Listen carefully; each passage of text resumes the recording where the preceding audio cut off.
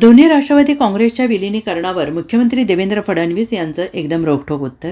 छत्रपती संभाजी महाराज यांच्या नावाने पुरंदर येथे जो विमानतळ होणार आहे त्याच्या भूमी अधिग्रहणाला मान्यता दिली आहे. निधी उभारण्याकरिता मान्यता दिलेली आहे. या संदर्भातली प्रोसेस अंतिम टप्प्यात आली आहे. 96% लोकांनी मान्यता दिलेली आहे. लवकरच जमीन अधिग्रहण केलं जाईल. साधारणपणे 1 जूनपर्यंत हे भूमी अधिग्रहण करावं असा आमचा प्रयत्न आहे, असं मुख्यमंत्री देवेंद्र फडणवीस यांनी म्हटलं आहे. MMRDAला अटल सेतूच्या जवळ प्लॅनिंग अथॉरिटी म्हणून जी काही जागा आपण दिलेली आहे त्या ठिकाणी सिडको आणि MIDCचे नियम लागू करून त्यांना जमीन अधिग्रहण करता येईल अशी मान्यता दिलेली आहे.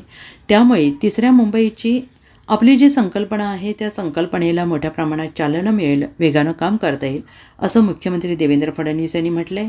आज जलसंपदा विभागाचा महत्त्वाचा निर्णय आम्ही घेतला आहे. त्या ठिकाणी 40 प्रकल्प, 100 कॅनॉल, 15,000 कोटी रुपये नाबार्डच्या माध्यमातून दीर्घ मुदतीचं कर्ज घेण्यासाठी मान्यता दिली आहे. जे प्रकल्प घेतले आहेत ते पुढच्या 1 ते 2 वर्षात पूर्ण होऊ शकतात. अंतिम टप्प्याचं काम बाकी आहे. हे जे काही प्रकल्प पूर्ण करणार आहोत त्यामुळे 3.5 लाख हेक्टर जमीन सिंचनाखाली येणार आहे. एकूण 8 लाख एकर जमीन ओलिताखाली येईल अशी प्रकल्पाला मान्यता दिली आहे. सगळ्या रिजनला याचा फायदा होईल आणि सगळे अपूर्ण प्रकल्प यात घेतले आहेत अशी माहिती देवेंद्र फडणवीस यांनी दिली आहे.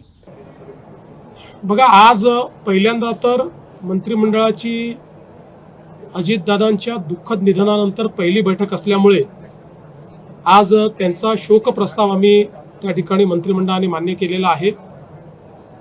आज सुनेत्राताई पवार यांची पहिली मंत्रिमंडळ बैठक होती, पण दुखवटा असल्यामुळे आम्ही केवळ शब्दसुमनाने औपचारिक त्यांचं स्वागत केलेलं आहे.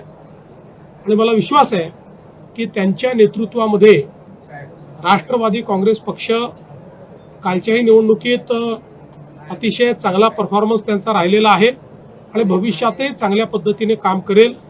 बाकी विलिनीकरणाचे वगैरे जे विषय आहेत ते त्यांच्या पक्षाचे विषय आहेत. त्या विषयात मी बोलणं योग्य होणार नाही. त्यांचा पक्ष त्या संदर्भात बोलेल.